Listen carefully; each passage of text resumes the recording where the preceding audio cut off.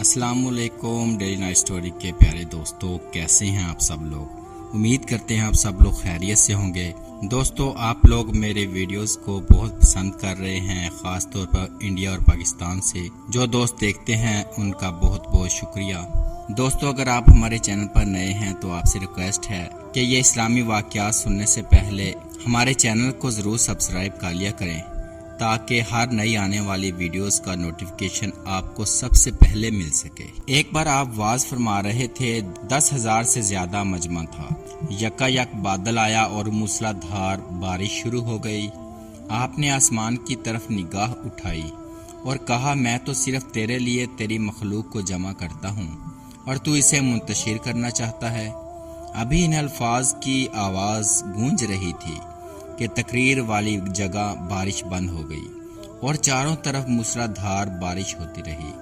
لوگوں نے یہ واقعہ اپنی آنکھوں سے دیکھا، دور دراز تک اس کی دھوم مچ گئی۔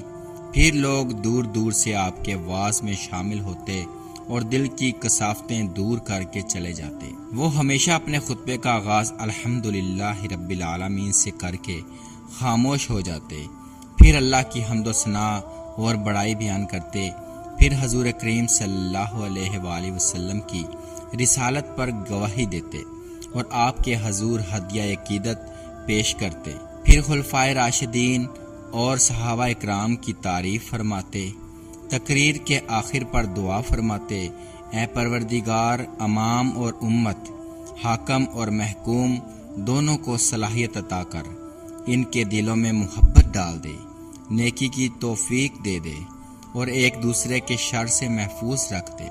اے اللہ، تو ہمارے مخفی رازوں سے آگاہ ہے، ان کی اصلاح کر۔ تو ہمارے گناہوں کو جانتا ہے، معاف فرما دے۔ تو ہمارے عیبوں سے واقف ہے، انہیں چھپا دے۔ تو ہماری ضرورتوں کو جانتا ہے، انہیں پورا کر دے میرے اللہ پاک۔ جن باتوں سے تو نے منع کیا ہے وہ کرنے کا ہمیں موقع نہ دے اور اپنے حکم کی تعمیل کی توفیق دے دے۔ ہمیں اپنی عطایت و عبادت کی عزت نصیب کر اور گناہوں کی ذلت میں نہ ڈال۔ جو تجھ سے ہمیں دور کرے اسے ہم سے دور کر دے۔ ہم کو اپنا ذکر کرنے کا طریقہ سکھا دے اور صبر و شکر کی توفیق دے دے کہ ہم تیرے احکام کے پابند رہیں۔ عطایت و عبادت میں خلوص و یقین نصیب کر دے۔ ہم بھول جائیں یا ارادتاً کوئی غلطی ہو تو معاف فرما دیں اور ہم پر اگلی امتوں جتنا بوجھ نہ ڈال۔ جس بات کی ہم میں طاقت نہ ہو اس میں مجبور نہ کر۔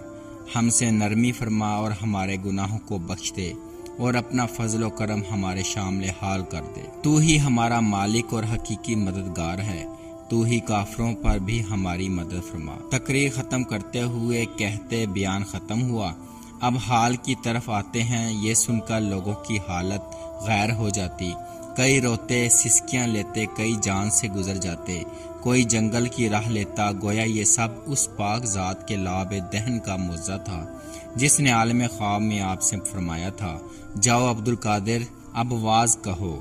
ایک مجلس میں شیخ علی بن ابی نصر رحمۃ اللہ تعالی علیہ بھی موجود تھے۔ انہیں نیند آ گئی۔ سید عبد القادر ممبر سے اتر آئے اور لوگوں کو خاموش رہنے کا حکم دے کر خود اس کے سامنے کھڑے ہو گئے۔ تھوڑی دیر بعد شیخ علی کو جاگ آ گئی۔ آپ کو کھڑا دیکھ کر جلدی سے اٹھے، مگر آپ نے بٹھا دیا، پھر اٹھے، آپ نے پھر دبا کر بٹھا دیا۔ آخر شیخ علی بولے، آپ کے سامنے میرا بیٹھے رہنا ٹھیک نہیں، اور اٹھ کھڑے ہوئے۔ آپ نے پوچھا، حضور کریم صلی اللہ علیہ وآلہ وسلم آپ کی خواب میں آئے تھے؟ آپ خواب میں آئے تھے؟ انہوں نے کہا، ہاں، ابھی خواب میں نے دیکھا حضور کریم صلی اللہ علیہ وآلہ وسلم تشریف فرما ہیں۔ کہا، میں انہی کی تعظیم کے لیے کھڑا تھا۔ آپ نے کچھ فرمایا؟ کہنے لگا، یہی فرمایا کہ سید عبد القادر جیلانی رحمۃ اللہ تعالی علیہ کی مجلس میں حاضر رہا کرو۔ اور شیخ علی رحمۃ اللہ تعالی علیہ آپ کے ان الفاظ پر حیران تھے، گو آپ کے درجے کا انہیں پہلے ہی پتہ تھا۔ شیخ عبد الوہاب سید عبد القادر رحمۃ اللہ تعالی علیہ کے صاحبزادے تھے۔ 33 سال علوم حاصل کرنے کے بعد ایک مجلس میں واز کرنے کی اجازت مانگی۔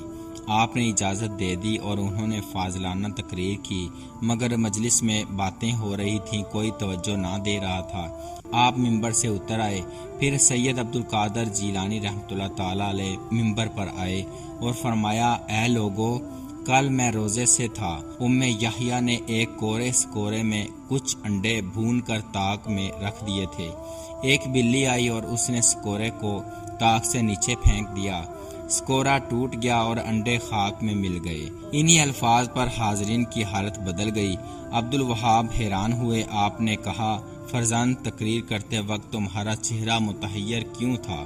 انہوں نے کہا کہ مجھے اس بات کا رنج ہوا تھا کہ میری عاطفانہ تقریر ضائع گئی، مگر میرے معمولی الفاظ نے محفل کو زیر و زبر کر دیا۔ شیخ عبدالقادر نے کہا، مجھے اس بات پر بھی حیرت ہے۔ سید وہاب نے کہا، میں فرق واضح کرتا ہوں، غور سے سنو۔ سید عبدالوہاب ہمتاً گوش ہو گئے۔ تمہیں اپنے سفر ظاہر پر ناز ہے، تم نے ابھی عالم باطن کا سفر نہیں کیا۔ جب میں کلام کرتا ہوں تو خدا کی تجلیاں اثر لے کر ظاہر ہو جاتی ہیں، میری نظر حقیقت پر ہوتی ہے۔ میں خود کو گم کر کے کلام کرتا ہوں اور تم خود ہی میں قائم ہو کر بولتے ہو۔ سید عبدالوہاب نے غلطی تسلیم کر لی کہ مجھے اپنے علم ظاہری پر ناز تھا۔ سید عبدالقادر جیلانی رحمۃ اللہ تعالی نے فرمایا، جب میں نے آغاز کیا تو اہل مجلس بے حال ہو گئے، حالانکہ ظاہراً ذکر انڈوں، مٹی کے سکوروں اور بلی کا تھا، حقیقتاً یہ وجود نفسی اور شیطان کی طرف اشارہ تھا۔ سمجھنے والے سمجھ گئے اور اثر پیدا کرنے والے نے ان معمولی الفاظ میں جان ڈال دی کہ دل گرما گئے۔ شیخ عمر رحمۃ اللہ تعالی بیان کرتے ہیں کہ آپ کے دست مبارک پر کم از کم 1,05,000 عیسائیوں اور قزاقوں وغیرہ نے اسلام قبول کیا۔ سنان ایک عیسائی راہب کا بیان ہے کہ وہ اسلام قبول کرنا چاہتا تھا۔ رات کو عیسیٰ علیہ السلام خواب میں آئے اور کہا، بغداد جاؤ، سید عبدالقادر کے پاس جا کر اسلام قبول کرو۔ چنانچہ میں نے ایسے ہی کیا۔ محی الدین کے لقب کی وجہ بیان کرتے ہیں، ایک دن بغداد کے شہر سے باہر ایک کمزور انسان کو دیکھا جو گر رہا تھا۔ اس نے کانپتی ہوئی آواز میں کہا، میں مر رہا ہوں، کوئی ایسی دوا دو جس سے میں بچ سکوں۔ میں نے قرآن کی کچھ آیات پڑھی، وہ اپنے آپ کھڑا ہو گیا اور صحت مند نظر آنے لگا اور میرا نام لے کر پکارا، تم مجھے پہچانتے ہو؟ میں نے کہا، نہیں۔ اس نے کہا، میں محمد صلی اللہ علیہ وسلم کا دین اسلام ہوں۔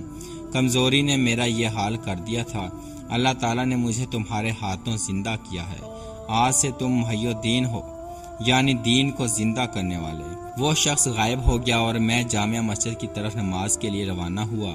راستے میں ایک شخص ننگے پاؤں میرے پاس آیا اور سیدی محی الدین کہہ کر چلا گیا اور میں مسجد میں داخل ہو گیا۔ اس کے بعد میں نے دوگانہ ادا کیا اور جو ہی سلام پھیرا، چاروں طرف سے نمازی میرے گرد جمع ہو گئے اور محی الدین پکارنے لگے۔ شیخ ابن قدامہ کہتے ہیں کہ میں نے سید عبدالقادر جیسی تعظیم کسی کی نہیں دیکھی۔ ایک وقت میں 400 دواتیں شمار ہوتی رہیں جو آپ کے ارشادات قلم بند کرتے تھے۔ امیروں اور وزیروں کا تو ذکر ہی کیا، خود خلیفہ نیاز مندانہ حاضر ہوتا اور سر جھکا کر بیٹھ جاتا۔ شیخ ایوب العباس معسلی رحمۃ اللہ تعالی کہتے ہیں کہ میں سید عبدالقادر جیلانی رحمۃ اللہ تعالی کے مدرسہ میں موجود تھا۔ خلیفہ مستجد باللہ آئے اور 2 زانو ہو کر بیٹھ گئے اور کہا، مجھے کوئی نصیحت فرمائیے۔ آپ نے حقوق العباد اور رائے کے فرائض پر لیکچر دیا۔ اس کے بعد خلیفہ نے اپنے خادم کو ارشاد کیا، وہ آیا، اس کے پاس 10 تھیلیاں اشرفیوں کی تھیں۔ خلیفہ نے وہ تھیلیاں نظر میں پیش کی، مگر آپ نے انکار کر دیا۔ آخری اصرار پر 2 تھیلیاں پکڑیں، انہیں نچوڑا تو ان میں سے تازہ خون رسنا شروع ہوا۔ کہنے لگے، تم اللہ سے نہیں ڈرتے؟ مجھے پلانے کے لیے اس کے بندوں کا خون لائے ہو؟ تم نے خوب میری قدر کی۔ خلیفہ شدت خوف سے بے ہوش ہو گئے۔ جب وہ ہوش میں آئے تو آپ نے فرمایا، بس چلے جاؤ، اگر مجھے رسول کریم صلی اللہ علیہ وآلہ وسلم کے نسب کا لحاظ نہ ہوتا تو خدا کی قسم اس خون کو تمہارے محلات تک بہا دیتا۔ خلیفہ مستجد باللہ کا تعلق حضور کریم صلی اللہ علیہ وآلہ وسلم کے چچا عباس رضی اللہ تعالی عنہ کے خاندان سے تھا اور یہ اس طرف اشارہ تھا۔ قرآن حکیم کے مطابق اولاد و اموال بڑی آزمائش ہیں۔ حضرت عبدالقادر جیلانی رحمۃ اللہ تعالی علیہ ان دونوں آزمائشوں میں ثابت قدم رہے۔ آپ کی تقریر کے دوران آپ کے بعد فرزندوں کا انتقال ہو گیا۔ اہل خانہ اور خدمتگاروں نے ان کے کفن و دفن کا بندوبست کیا اور جنازہ سامنے لا کر رکھ دیا۔ نماز پڑھائی اور بیٹے کو قبر میں اتارتے ہوئے فرمایا، اللہ کی رضا یہی تھی، ہم ہر حال میں اس سے راضی ہیں اور وہ بھی ہم سے راضی رہے۔ ان کا قول ہے، دنیا میں سے اپنا حصہ اس طرح نہ کھا کہ وہ بیٹھی ہوئی ہو اور تو کھڑا ہو، بلکہ تو اسے اس طرح کھا کہ تو بیٹھا ہو اور وہ طباق اپنے سر پر رکھے کھڑی ہو۔ دنیا اس کی خدمت کرتی ہے جو حق تعالیٰ کے دروازے پر کھڑا ہو، اور جو دنیا کے دروازے پر کھڑا ہوتا ہے وہ اسے ذلیل کرتی ہے۔ ایک بار فرمایا، دنیا ہاتھ میں جیب میں اچھی نیت سے رکھنی جائز، مگر دل میں رکھنا جائز نہیں۔ دنیا کے دروازے پر کھڑا ہونا جائز، مگر اندر داخل ہونا جائز نہیں، اور یہ تیرے لیے کوئی عزت کی بات نہیں۔ حافظ ابو عبداللہ محمد بن یوسف رحمۃ اللہ تعالی علیہ آپ کے اخلاق کے متعلق لکھتے ہیں، آپ کی دعا کو قبولیت حاصل تھی، ذکر و فکر میں مشغول رہتے، نرم دل، مسکراتا چہرہ، سخی عالم و فاضل تھے، عبرت کی بات پر رو پڑتے۔ مفتی عراق محی الدین ابو عبداللہ کہتے ہیں، آپ بری بات سے دور اور حق بات سے قریب تھے۔ اگر اللہ کے حکم سے بے پرواہی ہوتی تو جلال میں آ جاتے، ذاتی بات پر کبھی ناراض نہ ہوتے، اور ان کا انتقام صرف اللہ کے حقوق کے بارے میں ہوتا، کسی سوالی کو خالی نہ بھیجتے، خواہ اپنا کرتا ہی اتار کر دینا پڑتا۔ علامہ ابن نجار رحمۃ اللہ تعالی علیہ بیان کرتے ہیں، آپ کہا کرتے تھے کہ اگر ساری دنیا کی دولت میرے پاس ہو تو بھوکوں کو کھانا کھلا کر خرچ کر دوں۔ وہ یہ بھی کہتے کہ میرے ہاتھ میں شاید سوراخ ہے کہ یہاں کوئی چیز نہیں ٹھہرتی، 1000 دینار بھی ہوں تو رات ہی میں خرچ ہو جائیں۔ شیخ محمد بن یحییٰ حنبلی رحمۃ اللہ تعالی علیہ فرماتے ہیں کہ رات کو وسیع دسترخوان بچھایا جاتا، مہمانوں کے ساتھ کھانا کھاتے، کمزوروں سے محبت کرتے، ہر شخص یہی سمجھتا کہ یہاں میری زیادہ عزت ہے، کوئی غیر حاضر ہوتا تو پتہ کرتے، تعلقات کا بڑا لحاظ رکھتے، غلطیاں معاف کر دیتے، کوئی شخص کسی بات پر قسم کھا لیتا تو مان لیتے، خواہ وہ خود جانتے بھی ہوتے۔